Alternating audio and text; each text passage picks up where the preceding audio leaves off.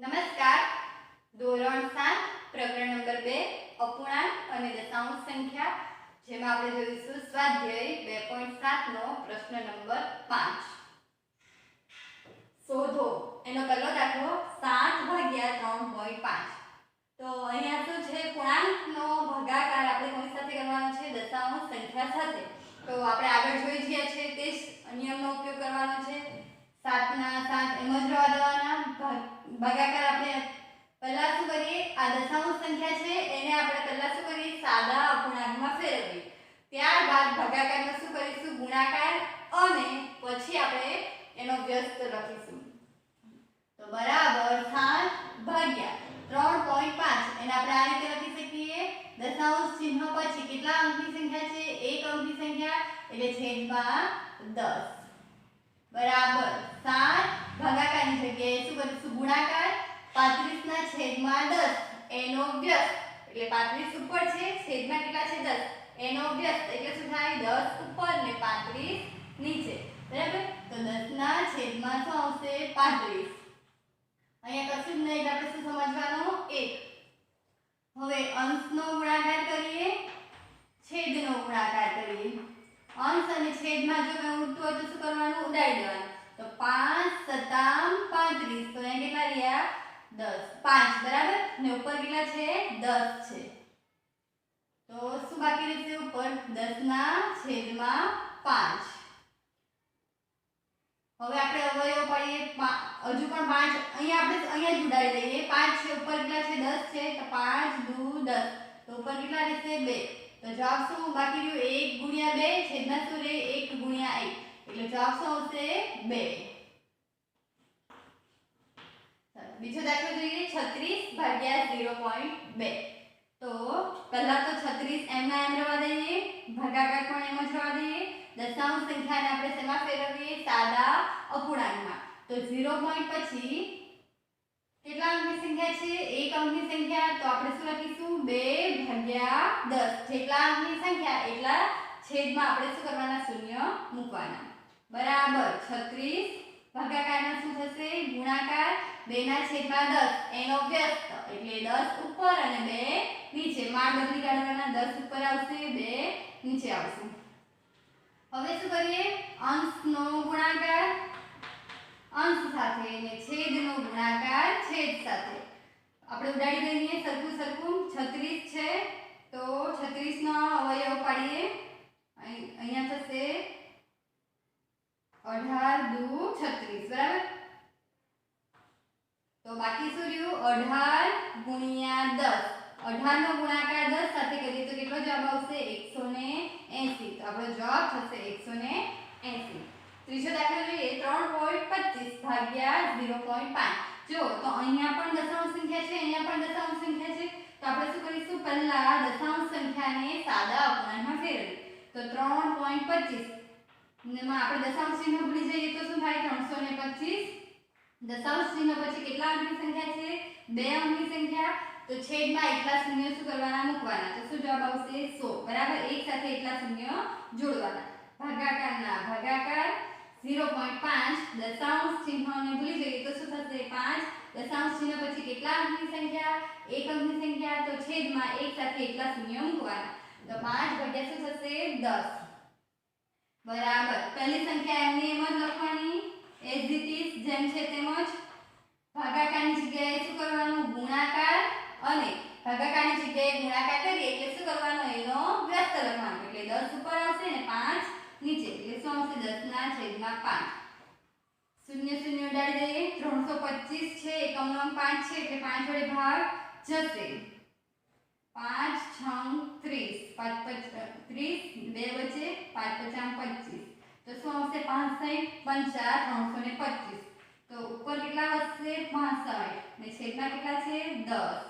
ચાલો આપણે શીખી ગયા છીએ કે છેદમાં જેટલા શૂન્ય હોય એટલા એકમ આપણે શું કરવાનું? ડાબી બાજુ ખસવાનું. તો દશાંશ ચિહ્ન અહીંયા છે તો અહીંથી આપણે એક એકમ ડાબી બાજુ ખસીશું તો શું થશે? 6.5 બરાબર. તો આપણો જવાબ શું થશે? 6.5. ચોથો દાખલો જોઈએ, 30.94 ભાગ્યા 0.7. તો પહેલા તો આને આપણે સાદા અપૂર્ણાંકમાં ફેરવીએ તો શું થશે? 30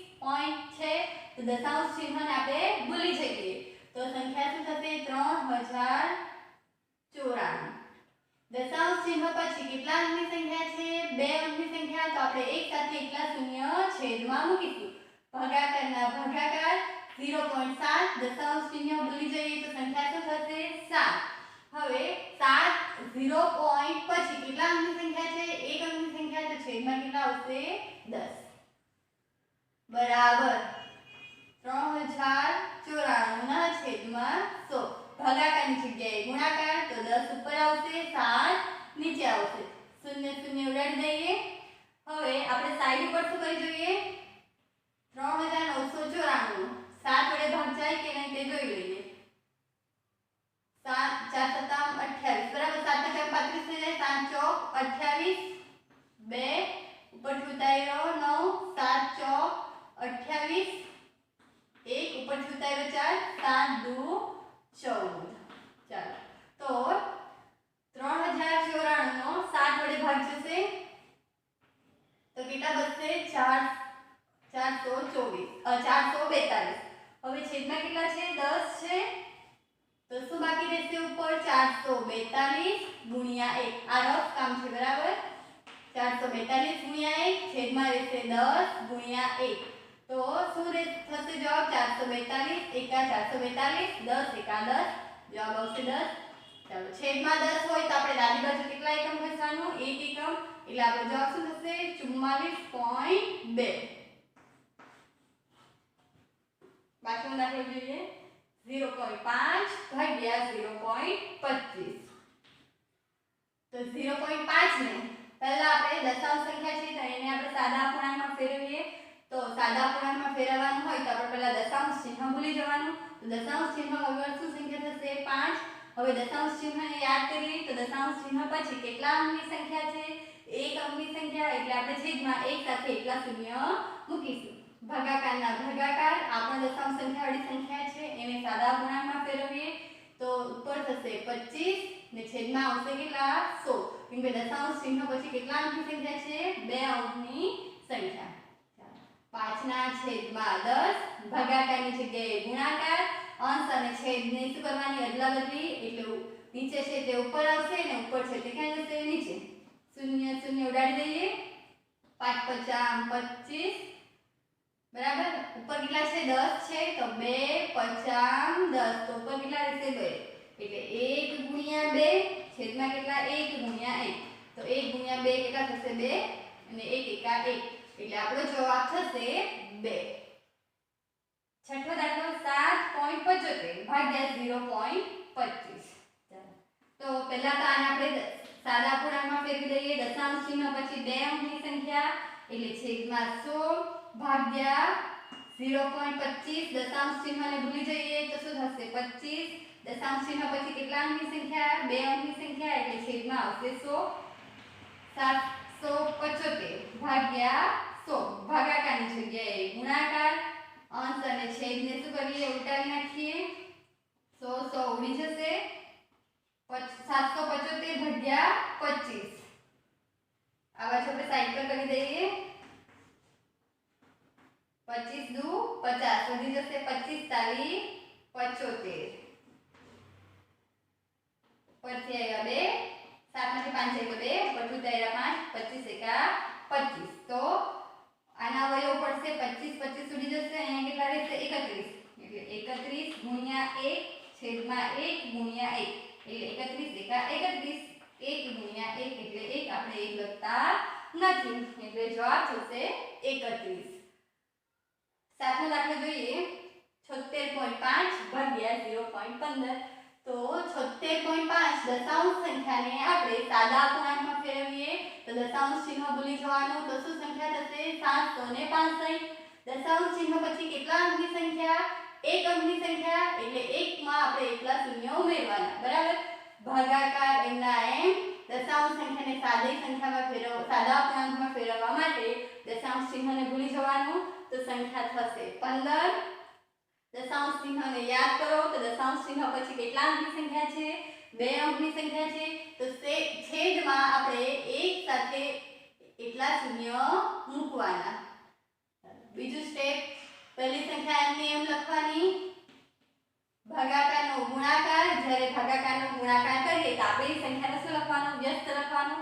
તો 15 ના છેદમાં 100 નો વ્યસ્ત થશે 100. ના છેદમાં 15 શૂન્ય શૂન્ય ઉડી જશે 765 ના માં 50 75 એક ને થશે 15 15 એકા 15 એટલે 15 ને 51 સાથે ગુણાકાર થશે તો ઉપર કેટલા રહેશે 51 ગુણ્યા 10 છેદમાં કેટલા થશે 1 ગુણ્યા 1 એટલે આપણો જવાબ શું થશે 51 ગુણ્યા 10 એટલે કેટલા થશે 510 છેદમાં કેટલા રહેશે 1 આઠમો દાખલો જોઈએ 37.8 ભાગ્યા 1.4 તો પહેલા તો આને આપણે સાદા અપૂર્ણાંકમાં ફેરવીએ તો 771 થશે દશાંશ ચિહ્નને ભૂલી જઈએ દશાંશ ચિહ્ન પછી એક અંકની સંખ્યા એટલે છેદમાં આવશે 1 સાથે 1 શૂન્ય ભાગાકાર m ના m દશાંશ સંખ્યાને આપણે સાદા અપૂર્ણાંકમાં ફેરવીએ દશાંશ સંખ્યાને દશાંશ ચિહ્ન શું કરીએ ભૂલી જઈએ તો શું થશે 14 હવે દશાંશ ચિહ્નને યાદ કરીએ તો દશાંશ ચિહ્ન પછી કેટલા અંકની સંખ્યા એક અંકની સંખ્યા એટલે છેદમાં આપણે 1 સાથે શૂન્ય મૂકીશું 1 શૂન્ય મૂકીશું બરાબર પહેલી સંખ્યા m ની m રહેવા દેવાની ભાગાકારનો ગુણાકાર અંશ અને છેદને ઉલટાવી નાખવાના ઉપર 10 નીચે 14 10 10 ઉડાડી દઈએ ઉપર છે 378 છેદમાં છે 14 તો આપણે 378 ને ભાગાકાર કરી દઈએ 14 દુ 28 44 42 સુધી જાય એટલે 14 દુ 28 7 માંથી 8 ન જાય એટલે આ કેટલા થશે 2 17 માંથી 8 30 બરાબર કેટલા થશે 9 ઉપરથી ઉતાર્યો 8 14 7 કેટલા થશે 98 તો 0 0 તો 14 ગુણ્યા 27 એટલે 14 ઉડી જશે ઉપર કેટલા રહેશે 27 એટલે બાકી શું રહ્યું અહીંયા 27 ગુણ્યા 1 છેદમાં 1 ગુણ્યા 1 એટલે જવાબ શું આવશે 27 છેલ્લો દાખલો જોઈએ નવમો 2.73 ભાગ્યા 1.3 ચાલો તો આને આપણે પહેલા ફેરવી દઈએ 2.73 દશાંશ ચિહ્ન ભૂલી જઈએ તો 273 થશે દશાંશ ચિહ્ન પછી બે અંકની સંખ્યા એટલે એક સાથે આપણે કેટલા શૂન્ય મૂકીશું ભાગાકારના ભાગાકાર દશાંશ ચિહ્ન ભૂલી જઈએ તો 13 થશે દશાંશ ચિહ્ન પછી એક અંકની સંખ્યા એટલે થશે 10 ચાલો પહેલી સંખ્યા ને એમ રહેવા દેવાનું બીજું સ્ટેપ 100 ભાગાકારની જગ્યાએ ગુણાકાર તો શું કરીશું એની વ્યસ્ત સંખ્યા લખીશું તો શું થશે 13 ના છેદમાં 10 તો એના ઉલટું 10 ઉપર ને 13 નીચે 0 0 ઉડાડી દઈએ 273 ને અહીંયા કેટલા છે 13 ને છેદમાં છે 10 તો 273 ને આપણે પહેલા 13 વડે ભાગી જોઈએ 13 દુ 26 ઉપરથી ઉતાર્યો 1 13 એકા 13 આ રફ કામ છે બધું બરાબર તો 13 નો ભાગ 273 નો ભાગ જશે 21 વડે 113 ગુણ્યા 21 એટલે થશે 273 તો 13 ઉડી જાય ઉપર રહેશે 21 ગુણ્યા 1 છેદમાં શું રહેશે 10 ગુણ્યા 1 21 એકા 21 10 એકા 10 તો આપણો જવાબ શું થશે છેદમાં 10 છે તો ડાબી બાજુએ કેટલા એકમ ખસવાનું 1 એકમ ખસવાનું દશાંશ ચિહ્ન અહીંયા છે અહીંથી 1 એકમ ખસીશું તો જવાબ શું થશે 2.1 આ આપણો જવાબ છે આ સાથે આપણું સ્વાધ્યાય 2.7 નો પ્રશ્ન નંબર 5 પૂર્ણ થાય છે આભાર